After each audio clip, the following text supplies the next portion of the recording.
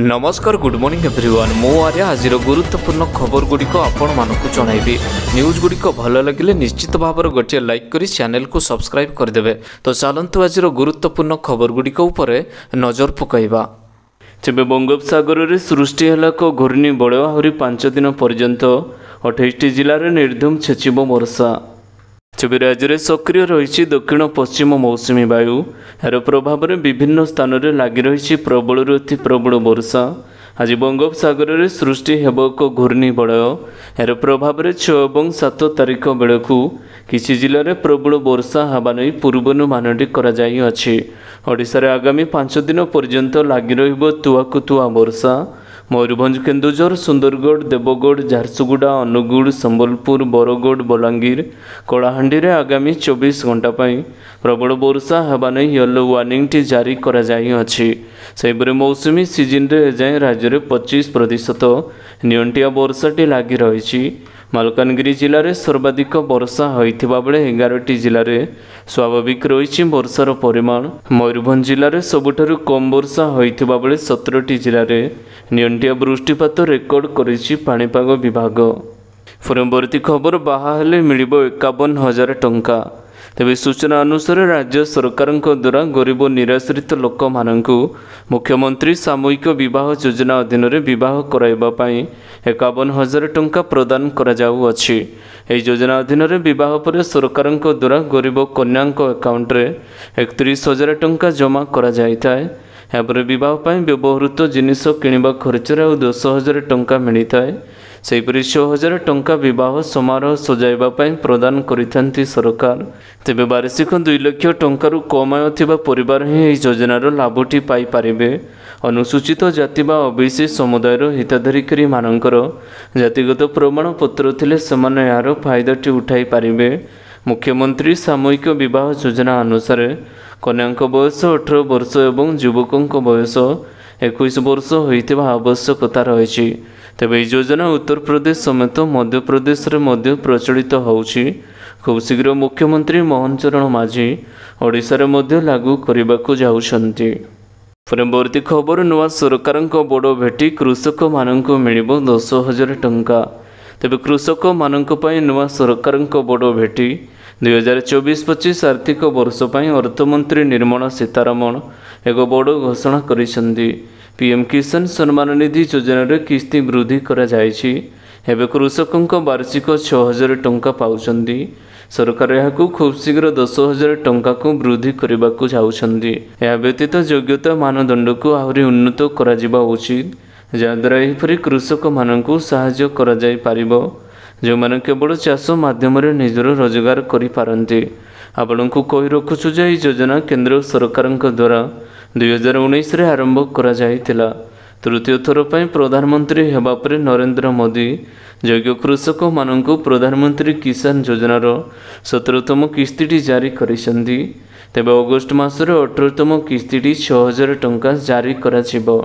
परवर्ती खबर जानतु केबे लागिबो वर्षर भयंकर द्वितीय चंद्र ग्रहण। तेबे 2024 वर्षर द्वितीय चंद्र ग्रहणटी सेप्टेम्बर 18 तारीख रे लागिबा पई जाउछि। यह भारतीय समय काल 6:11 रु आरंभ होई 2:17 रे शेष हेबो। एही चंद्र ग्रहणर अवधि 4 घंटा 6 मिनिट रहिबो। तेबे चंद्र ग्रहणटी केउ स्थान रे दृश्यमान हेबो जानि रखंतु। वर्षर द्वितीय चंद्र ग्रहणटी यूरोप सीमित अंचल एवं एशियार अधिकांश अंश जेपरिक आफ्रिका उत्तर अमेरिका दक्षिण अमेरिका प्रशांत महासागर आटलांटिक भारत महासागर आटलांटिक रे दृश्यमान हेबो। एही चंद्र ग्रहणटी भारत रे विभिन्न स्थान रे दृश्यमान हेउ नथिबारु कोनोसी प्रभाव पड़िबो नाही। तेणु यार सूतक अवधि मध्य वैध हेबो नाही। परवर्ती खबर समस्तक बैंक खाता रे आसीबो 15,000 टंका। तेबे एही योजना अधीन गरीब श्रेणीर लोक मानकु टंका मिलिबाकु जाउछि। एही योजना अधीन 45 रु 60 वर्षर महिला मानकु सरकार वार्षिक 15,000 टंकार सहायता राशि प्रदान करि आसुछंती। तेणु जदि आपण एही योजना रे पंजीकृत अछंती तेबे आपणकु निश्चित भाव रे टंका मिलिबो। वाईएसआर ईबीसी निस्तम योजना रे टंका राज्यवासी अकाउंट रे क्रेडिट करा जिवो। आंध्र प्रदेश सरकार वाईएसआर चेहुता योजना रे महिला मानकु वार्षिक 18,750 टंका दे आसुछंती। गत मासर यह योजनार टंकाटी रिलीज करिसेंती सरकार। एहाकु नै मुख्यमंत्री साधुवाद दे सीधासलख महिला गोष्ठी को इनफॉर्म करिसेंती, किंतु किसी महिला एपर्यंत यह योजनार टंकाटी पाई नाहांती। तेबे खूब शीघ्र यह योजनार टंकाटी 15,000 समस्तों खाते आसवाक जाउछि। परवर्ती खबर, समस्त छात्र छात्री माननकु स्कूल जीवा आसिबा खर्च देवे सरकार। तेबे छात्र छात्री माननकु एक बड़ भेटी देले मोहन सरकार। एणिकी सेमानंको स्कूल जीवा आसिबा खर्च करिवे राज्य सरकार। देशर अधिकांश राज्यर ग्रामांचल शिक्षा व्यवस्था विपर्यस्त अवस्था रही। पिलामानंकु विद्यालय प्रति आकृष्ट करने लगी सरकार मध्याह्न भोजन, पोषक बंटन, साइकेल बंटन भली योजनाटी प्रस्तुत करा जाई अछि। एपरि स्थल में ओडिशा सरकार एक नवा योजना करिसेंती, जा अधीन छात्र छात्री माननकु स्कूल आसिबा खर्च देवे सरकार। यह योजनार 30टी जिले में प्राय 35,076 जन छात्र छात्री उपकृत होगाकू जाउछंती। प्राथमिक एवं उच्च प्राथमिक स्कूल पिला माने इस योजनार लाभटी पाइबे बोली सूचनाटी मिली अछि। सरकार खर्च बाबद को जड़े छात्र को 6,000 टंका प्रदान करिवे। विद्यालय 75% अधिक उपस्थापन हेले यह अर्थराशि पाइबाकू छात्र छात्री माने योग्य हेबे बोली असेफा पक्षर सूचनाटी मिली। परवर्ती खबर, ए वर्ष मिलिबनी स्कूल पोशाक, जनक पिछा मिलिबो 500 टंका।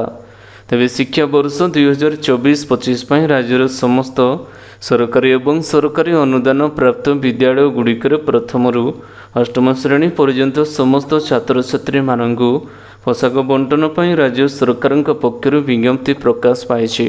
जनक पिछा 500 टंका मूल्य 2 हल विद्यालय पोशाक प्रदान करा जिवो। तेबे पूर्व वर्ष परि चलित वर्ष मध्य पोशाकर रंग एवं परिपाटी रे कोनोसी परिवर्तन हेबो नाही। आसंदा वर्षर स्कूल यूनिफॉर्म परिवर्तन करा जिवो बोली सूचनाटी दिया जाइछि। अन्य पक्षरे विज्ञप्ति अनुसार समस्त छात्र माननकु 2 हल पैंट एवं धला सार्ट जोगाई दिया जिवो। तेबे प्रथम रु पंचम श्रेणी छात्री माननकु 2 हल फ्रॉक एवं षष्ठ श्रेणी रु अष्टम श्रेणी पर्यंत पढ़ुथिबा छात्री माननकु 1 हल कमीज, सालवार एवं ओढ़णी जोगाई दिया जिवो। परवर्ती खबर, एणिकी हेमानकु मिलिबनी मागणा चाउल, गहम एवं चीनी। तेबे जदि आपण मध्य प्रधानमंत्री गरीब राशन योजनार हिताधिकारी अटंती तेबे आपणको सतर्क हेबा आवश्यकता रही। कारण विभाग अनेक लोकों राशन को खूब शीघ्र बंद करिवार प्रस्तुत होउछि। जो माने मागणा राशन पाई योग्य विवेचित नुहंती सेमानंक राशन कार्डटी कटिबा नै फाइल प्रस्तुत होइछि। वास्तव में 80 कोटी अधिक लोक मागणा राशन पाउछंती।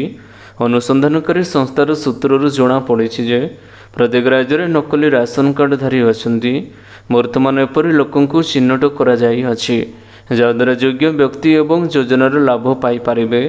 यह योजनार जालियाती हेतु अनेक अयोग्य व्यक्ति एवं योजनार लाभटी पाउछंती, किंतु यह योजनार ठकई एबे सामना को आसुछि। अनेक लोक अछंती जो माने टिकसदाता होइथिले मध्य मागणा राशन योजनार लाभ उठाउ अछंती। आवरी मध्य अनेक लोक 4 चकिया कार रे मागणा राशन आनिबाकू जाउछंती। विभागीय सूचना अनुसार एहिपरि लोकंकर कार्ड बातिल करा जिवो जे प्रकृत रे एही योजना पई योग्य नुहंती सेमान समस्तंकर राशन कार्डटी खूब शीघ्र कटा जिवो। परवर्ती खबर, स्कॉलरशिप घोषणा, छात्र छात्री अकाउंट को आसिबो टंका। तेबे छात्र छात्री उज्जवल भविष्य पई स्कॉलरशिप घोषणा करिसेंती सरकार। स्कॉलरशिप टंका पई लक्ष लक्ष लोक आवेदन करथिले। छात्र छात्री आवेदन पत्र जांच करा जिबा पर ही टंकाटी बैंक अकाउंट रे जमा करा जिबा आरंभ होइछि। एक सिस्टम माध्यम रे स्कॉलरशिप टंका प्रदान करा जाउ अछि। तेणु जो मानकु एजाय टंका मिली नाही सेमानकु चिंता करिबार आवश्यकता नाही। कारण आवेदन पत्र जांच हेबा मात्रे छात्र छात्री अकाउंट रे टंकाटी जमा करा जिवो। स्टेटस जांच करने प्रथम यार ऑफिशियल वेबसाइट निश्चित भाव में विजिट करंतु। होम पेज रे छात्रवृत्ति स्टेटस ऑप्शन उपरे क्लिक कराई नियंतु। यापर आपण एप्लिकेशन नंबर पासवर्ड दाखल करंतु एवं आपणकर स्टेटस टी जांच करि नियंतु। परवर्ती खबर, रथ यात्रा रे श्रीक्षेत्र रे हेबो प्रबल वर्षा। तेबे वर्षा रे भिजिबे महाप्रभु श्रीजीउ। रथ यात्रा रे श्रीक्षेत्र रे प्रबल वर्षा हबार संभावना रही। श्रीक्षेत्र पर राज्य में अनेक स्थान में प्रबल वर्षा हेबो। आउ किसी जिले में प्रबल अति प्रबल वर्षा हेबो। एसहित वज्रपात एवं घड़घड़ी हेबार संभावना रही। ସେଥିପାଇଁ ସତର୍କ ସୂଚନାଟି ଜାରି କରିଛି ଭୁବନେଶ୍ୱର ଆଞ୍ଚଳିକ ପାଣିପାଗ କେନ୍ଦ୍ର। ପରବର୍ତ୍ତୀ ଖବର, ସମସ୍ତ କେନ୍ଦ୍ରୀୟ କର୍ମଚାରୀମାନଙ୍କୁ ମିଳିବ ଜିପିଏଫ୍ର ଅଧିକ ଲାଭ।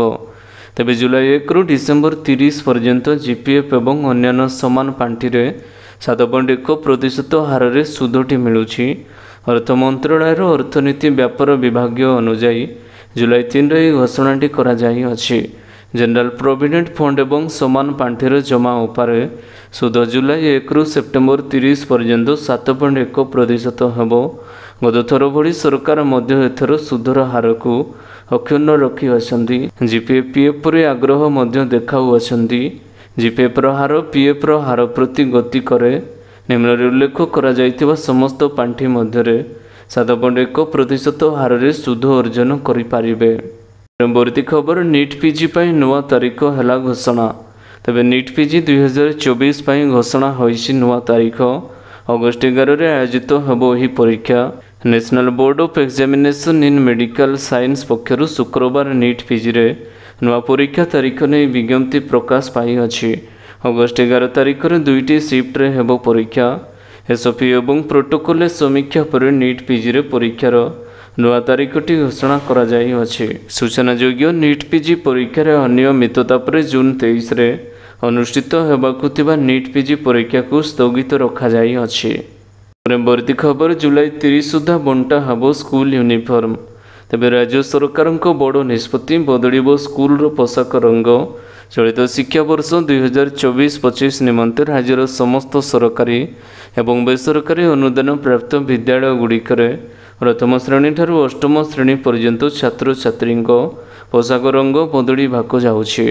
ଆସନ୍ତା ବର୍ଷରୁ ଛାତ୍ରୀଙ୍କ ପୋଷାକ ପରିପାଟିରେ ସମ୍ପୂର୍ଣ୍ଣ ଭାବରେ ପରିବର୍ତ୍ତନ କରାଯିବ। ପ୍ରଥମରୁ ପଞ୍ଚମ ଶ୍ରେଣୀ ଛାତ୍ରୀଙ୍କୁ 2 ହଳ ଫ୍ରକ୍ ପ୍ରଦାନ କରାଯିବ। ଷଷ୍ଠରୁ ଅଷ୍ଟମ ଶ୍ରେଣୀରେ ପଢ଼ୁଥିବା ସମସ୍ତ ଛାତ୍ରୀଙ୍କୁ 2 ହଳ ଲେଖାଏଁ କମିଜ, ସାଲୱାର ଏବଂ ଓଢ଼ଣୀ ଦିଆଯିବ। ତେବେ ରଙ୍ଗ କ'ଣ ହେବ ସେହିପରି କିଛି ଏପର୍ଯ୍ୟନ୍ତ ନିଷ୍ପତ୍ତି ନିଆଯାଇନାହିଁ। ଆସନ୍ତା ଶିକ୍ଷାବର୍ଷ ପୂର୍ବରୁ ସ୍କୁଲ ୟୁନିଫର୍ମ ନେଇ ସ୍ୱତନ୍ତ୍ର ଗାଇଡ଼ଲାଇନଟି ଜାରି କରାଯିବ।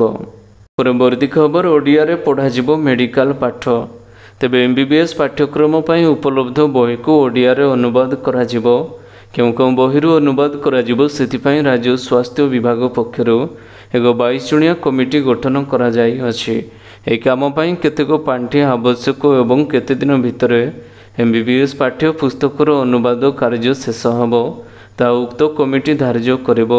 ସ୍ୱାସ୍ଥ୍ୟ ଏବଂ ପରିବାର କଲ୍ୟାଣ ବିଭାଗ ପକ୍ଷରୁ ଜାରି ନିର୍ଦ୍ଦେଶନାମା ଅନୁସାରେ ଓଡ଼ିଶା ସ୍ୱାସ୍ଥ୍ୟ ବିଜ୍ଞାନ ବିଶ୍ୱବିଦ୍ୟାଳୟର କୁଳପତି ପ୍ରଫେସର ମାନସ ରଞ୍ଜନ ସାହୁଙ୍କ ଅଧ୍ୟକ୍ଷତାରେ ଏହି କମିଟିଟି କାର୍ଯ୍ୟ କରିବ।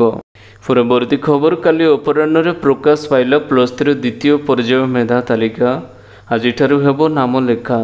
ତେବେ ଚଳିତ 2024-25 ଶିକ୍ଷାବର୍ଷର ଯୁକ୍ତ 3ର ନାମଲେଖା ନିମନ୍ତେ ଜୁନ୍ 25ର ପ୍ରଥମ ମେଧା ତାଲିକାଟି ପ୍ରକାଶ ପାଇଥିବା ବେଳେ କାଲି ଅର୍ଥାତ୍ ଜୁଲାଇ 5ରେ ପ୍ରକାଶ ପାଇଛି ଦ୍ୱିତୀୟ ପର୍ଯ୍ୟାୟର ମେଧା ତାଲିକା। ସାମ୍ସ ପୋର୍ଟାଲରେ ଏହା ଉପଲବ୍ଧ ହୋଇଅଛି। ଏଥିସହିତ ମନୋନୀତ ଛାତ୍ରଛାତ୍ରୀମାନେ ଅନଲାଇନରେ ନାମଲେଖା ଫିଟି ଦାଖଲ କରିପାରିବେ ବୋଲି ପୂର୍ବରୁ ଅବଗତ କରିଦିଆଯାଇଅଛି।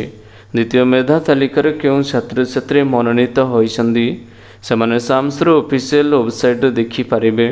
ସାମ୍ସର ଅଫିସିଆଲ ୱେବସାଇଟଟି ହେଉଛି www.samsodisha.gov.in। ପରବର୍ତ୍ତୀ ଖବର, ରାଜ୍ୟରେ ଲାଗିବ 19 ଲକ୍ଷ ତାଳ ଗଛ, ବଜ୍ରପାତରୁ ମିଳିବ ରକ୍ଷା। ତେବେ ପ୍ରଧାନମନ୍ତ୍ରୀ ନରେନ୍ଦ୍ର ମୋଦିଙ୍କ ଆହ୍ୱାନରେ ସାରା ଦେଶରେ ଏକ ପେଡ଼ ମା କେ ନାମ ଅଭିଯାନ ଚାଲିଛି। ଏଥିରେ ବ୍ୟକ୍ତିଗତ ସ୍ତରରେ ଗଛ ଲଗାଇ ଫଟୋ ଅପଲୋଡ଼ କରିବାକୁ ଆହ୍ୱାନ ଦିଆଯାଇଛି। ଏହି ଅଭିଯାନରେ ବର୍ତ୍ତମାନ ସୁଦ୍ଧା ଓଡ଼ିଶାରେ ସର୍ବାଧିକ 1,48,000 ଫଟୋ ଅପଲୋଡ଼ କରାଯାଇଛି ବୋଲି ମୁଖ୍ୟମନ୍ତ୍ରୀ ଶ୍ରୀ ମୋହନ ଚରଣ ମାଝୀ କହିଛନ୍ତି। ଆଜି ସ୍ଥାନୀୟ ଡୁଡୁମା ସ୍ଥିତ ସରକାରୀ ଉଚ୍ଚ ବିଦ୍ୟାଳୟ 75ତମ ବନ ମହୋତ୍ସବ ଅବସରରେ ମୁଖ୍ୟ ଅତିଥି ଭାବରେ ଯୋଗ ଦେଇଥିଲେ ମୁଖ୍ୟମନ୍ତ୍ରୀ ମୋହନ ଚରଣ ମାଝୀ। ମୁଖ୍ୟମନ୍ତ୍ରୀ କହିଛନ୍ତି ଯେ ପ୍ରଧାନମନ୍ତ୍ରୀ ଆହ୍ୱାନରେ ଆରମ୍ଭ ହୋଇଥିବା ଏହି ଅଭିଯାନରେ ଜନତାଙ୍କ ସହଭାଗିତା ଖୁବ୍ ଉତ୍ସାହଜନକ ରହିଛି। ପରବର୍ତ୍ତୀ ଖବର, ଓଡ଼ିଶାକୁ ଆସିବେ 5ଟି ମହାବଡ଼ ବାଘ। ଓଡ଼ିଶାକୁ ଆସିବେ 5ଟି ମହାବଡ଼ ବାଘ। ଡେବ୍ରିଗଡ଼ ଅଭୟାରଣ୍ୟ ପାଇଁ 3ଟି ଏବଂ ଶିମିଳିପାଳ ପାଇଁ 2ଟି ମହାବଳ ବାଘ ଅଣାଯିବ। ଅଗଷ୍ଟ ଶେଷ ସୁଦ୍ଧା ଡେବ୍ରିଗଡ଼ ପାଇଁ ଏବଂ ଅକ୍ଟୋବର ଶେଷ ସୁଦ୍ଧା ଶିମିଳିପାଳ ପାଇଁ ମହାରାଷ୍ଟ୍ର ଏବଂ ମଧ୍ୟପ୍ରଦେଶରୁ ବାଘ ଆସିବେ। एने वन विभाग पक्षर सूचनाटी मिली अछि। ओडिशा वन विभाग प्रथम अखिल ओडिशा व्याघ्र आकलन रिपोर्ट अनुसार ओडिशार 1 वर्षर कम बयसर 30टी बाघ एवं 8टी शावक रही। परवर्ती खबर पीजी नामलेखा आरंभ है एकक प्रवेशिका परीक्षा। तेज चलित शिक्षा वर्ष में पीजी नामलेखा आरंभ होइछि एकक प्रवेशिका परीक्षा। काली परीक्षाटी आरंभ होइछि। एकक प्रवेशिका परीक्षा दिन को 3टी शिफ्ट अनुष्ठित होइछि।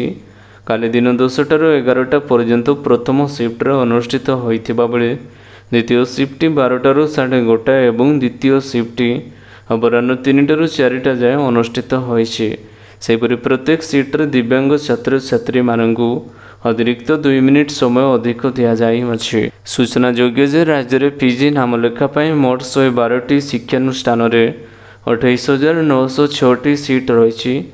यह सीट्रे नामलेखा 2024-25 एकक पीजी प्रवेशिका देवाकू 63,184 जन आवेदन करिसेंती।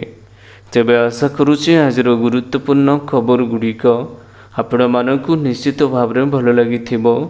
जदि भल लगी वीडियो को गोटे लाइक करंतु एवं चैनल को सब्सक्राइब करने बिल्कुल भी भूलंतु नहीं। आपण को भल पाइबा सरू वीडियो को शेयर करदेवे। पुणी देखा हम लेटेस्ट अपडेट्रे सेते पर्यंत विदाय नौची। वंदे मातरम। Take care. Bye bye.